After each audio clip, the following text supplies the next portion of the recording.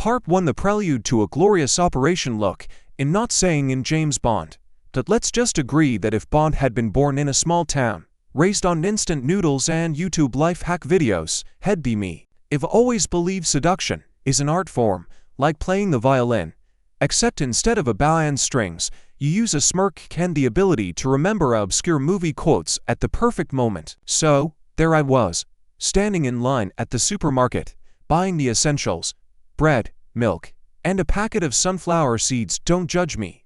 They're part of my ritual. That's when I saw her. She had this energy, like she'd just told the universe to hold her purse while she ran the show. Black leather jacket, smile sharp enough to slice a watermelon, eyes that could make you forget your PIN code. Now, I'm the big believer in the look. Not the creepy stare, no. The look that says, I know something you don't know yet, and she gave it back, boom. Mutual attraction level, unlocked. And that's when my internal training kicked in. Step 1. Approach with confidence, but act like you didn't plan to approach at all. Step 2.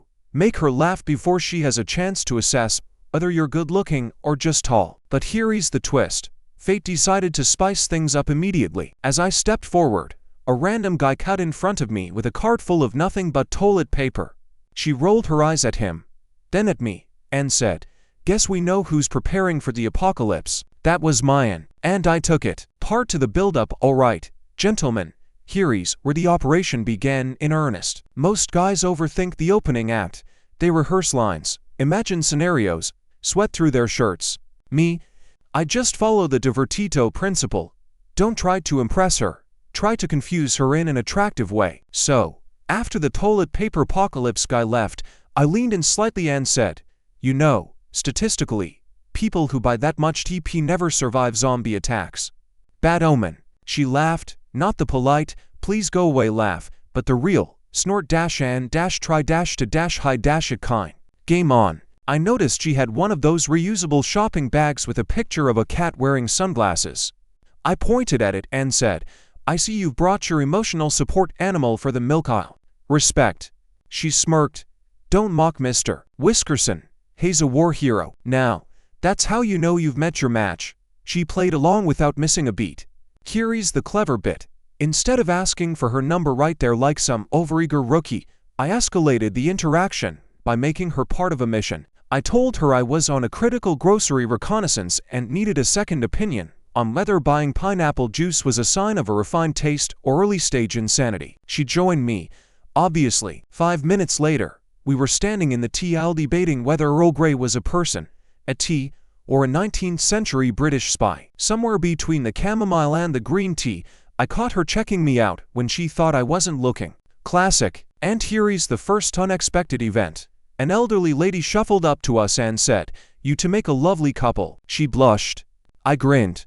Fate had just handed me a perfect accelerator. What happened next? Well, that's when I made the first bold move. Part 3: The first bold move. As one man told me, a bold man wins the girl, but a clever man makes her think it was her idea. So, after the old lady's lovely couple blessing, I didn't deny it. I just looked at her, the girl, not the old lady, smiled like I'd just stolen her favorite dessert, and said, "Well, we can't disappoint her now, can we?" She laughed, that kind of half-embarrassed, half-intrigued laugh that says, "Okay, you've got my attention." Then I did something most men wouldn't dare in a fluorescent-lit grocery store. I took her shopping basket from her hands and said, "From now on, I'm in charge of carrying your burdens. Emotional baggage negotiable." Her eyebrows shot up, but she didn't take the basket back. Gentlemen, in dating, that's a green light disguised as a raised eyebrow. We kept walking, and I accidentally added a bar of fancy dark chocolate to her basket. When she asked why, I told her it was for the honeymoon. That got me the look, a smirk, a slight head tilt, and a sparkle in her eyes that basically said, "All right, cowboy." Then came the twist. Her phone rang, and she answered with, "Hey babin', just at the store." I froze. My brain screamed plot twist, but I stayed cool. She hung up, caught my expression, and said, "Oh, don't worry, Dave is just my cat sitter." Was she telling the truth? No idea. But instead of backing off, I doubled down. "Well, if you've got a cat sitter, you're free tonight." That was it. She didn't say yes, but she didn't say no. Instead, she gave me that slow, mischievous smile, and that's when I knew the game was on. For the first sudden twist, we were heading toward the checkout line, riding this strange little wave of flirtation, when suddenly boom, chaos. Right in front of us, I hear, "Oh my God. Is that you?" It's my ex, the one I haven't spoken to in 2 years. The one who still posts vague quotes about toxic men on Facebook. She's holding a basket with nothing but wine and instant noodles, which honestly fits her brand. She stares at me, then at the woman next to me, and instantly smirks like she's just stumbled into the greatest gossip of her life. "Wow," she says. "Didn't think you'd a parade so soon." Before I can respond, the girl I'm with jumps in. "Upgrade, babe. He's still under warranty." My jaw actually dropped. I didn't expect her to play along that fast. My ex's smirk froze for half a second. Then she rolled her eyes and stormed off. We make it to the cashier, and I think the drama is over until the cashier scans the dark chocolate I added earlier and says, "Oh, is this for the honeymoon?" I swear, the entire store must have been eavesdropping on us. She doesn't miss a beat. Yep, we're eloping after we finish the ice cream aisle. The cashier laughed. I laughed, and for a moment, I forgot we just dodged an awkward grenade. But then, as we were walking out, she turned to me and said, completely deadpan, "You know, your ex is kinda cute." And that threw me off more than anything else that day. Part 5 is where the evening actually happens, and it's not what I expected. Part 5, the night that went sideways. We leave the store with way too many snacks for two people who were just grabbing a couple of things. She's carrying the ice cream like it's a trophy, and I'm already plotting how to stretch this hangout into an actual evening. "Wanna watch a movie at my place?" I ask, trying to sound casual. She shrugs, smirks, and says, "Only if I get the good side of the couch." We get to my apartment, and everything's going smooth, music playing, snacks lined up, lights dim just enough. I put on a movie, but 5 minutes in she's completely ignoring it and scrolling through her phone. Then, out of nowhere, she says, "Hey, your neighbor is cute." What's his story? I nearly choke on a pretzel. "My neighbor, you've been here for 7 minutes and already." She cuts me off. "Relax, in just messing with you. Unless you're the jealous type."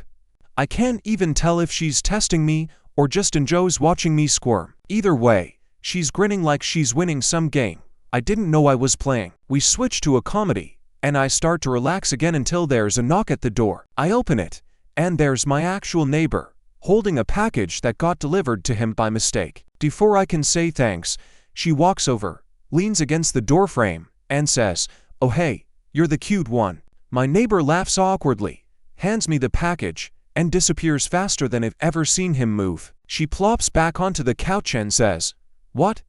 I like seeing how fast people get flustered, and somehow, instead of being annoyed, I'm even more hot. Part 6, the midnight detour. So, we're halfway through the movie when she suddenly sits up, turns to me, and says, "Let's go somewhere." It's 11:47 p.m.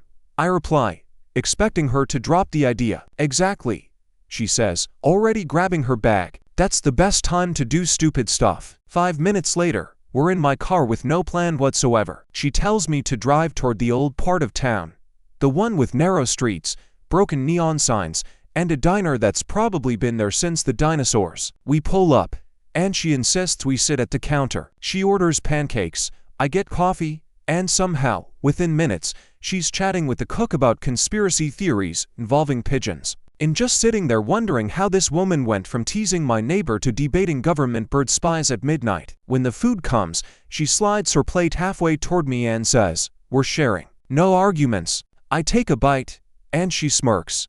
Careful. That's how I get people hooked on me. Syrup and bad ideas. On the drive back, we get caught in a sudden downpour. She rolls down her window anyway, sticks her hand out, and laughs like it's the most natural thing in the world to get drenched on purpose. By the time we get back to my place, my hair's a mess, her eyeliner smudged, and it feels like we've known each other for years, instead of hours. That's when she drops a curveball. "So tomorrow, we're going to the beach." No excuses. Part 7, the beach ambush. I wake up the next morning to a text from her. "Be ready in 20 minutes. We're something that can get ruined."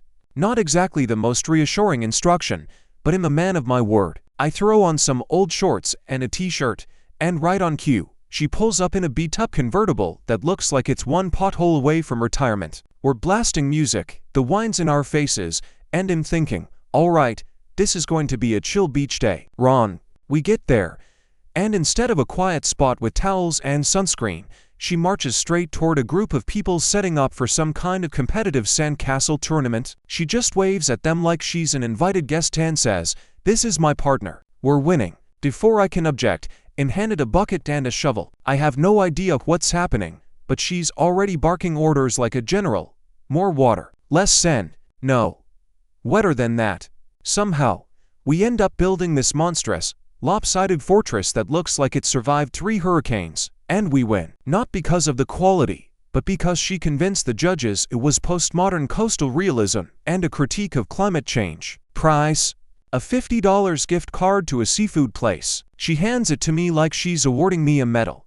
Then, just as I'm feeling smug, she says, "By the way, there's a bonfire party tonight. And yes, you're coming." Part 8. The bonfire plot twist. That night, I show up at the beach again, expecting marshmallows, music, maybe a bit of flirtatious banter by the fire. Instead, I walk into what could only be described as social chaos. There are about 20 people there.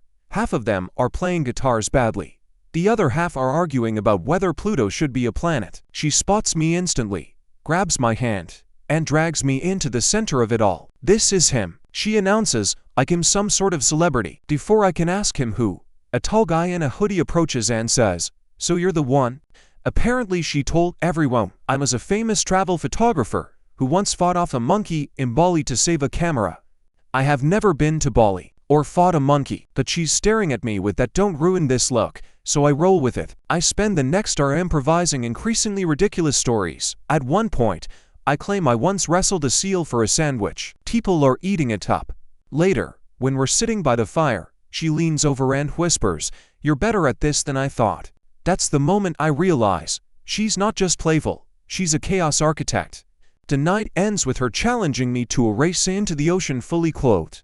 I lose, obviously. She says it's because I don't swim with enough conviction. Part 9. The night everything shifted. After the chaotic beach swim, we ended up sitting on the damp sand, clothes clinging to us, hair plastered down, shivering, and laughing so hard my stomach hurt. Then, out of nowhere, she got quiet. Real quiet. She stared at the waves for a long moment, then said, "You know, I usually don't let people in like this. I like keeping things light." I asked her what "like this" meant. She didn't answer directly, just looked at me and said, "You're annoyingly easy to trust." That hit me harder than I expected. It wasn't just a flirty compliment, it felt loaded. We ended up talking until the sun started to rise, about travel we hadn't done yet, childhood pranks, weird dreams, the kind of stuff you don't tell people after only a few days. It felt like we'd accidentally stepped into a different phase of whatever this was. On the walk back, she slipped her arm through mine and said, "All right, mystery man, don't mess this up." And just like that, my casual little game had turned into something with stakes. Part 10. The aftermath. Lessons learned and words of almost wisdom. So here's what I walked away with after this beautifully absurd escapade. Confidence mixed with a dash of playful weirdness is a killer combo. Don't overthink. Don't try to be someone you're not. Unless you're a narwhal, then definitely be that narwhal. Also, life's too short for boring first dates. Bring your quirks, your weird animal noses, and be ready for the unexpected, whether that's a surprise bird landing on your shoulder or a midnight mine chase. If you can laugh through it, you're already winning. And remember, the best connections don't always follow a script. Sometimes, they're the crazy, spontaneous stories you never saw coming but can't wait to tell. So go out there, make your own ridiculous moves, and maybe, just maybe, find your Ellie. Cheers, Narwhal King out.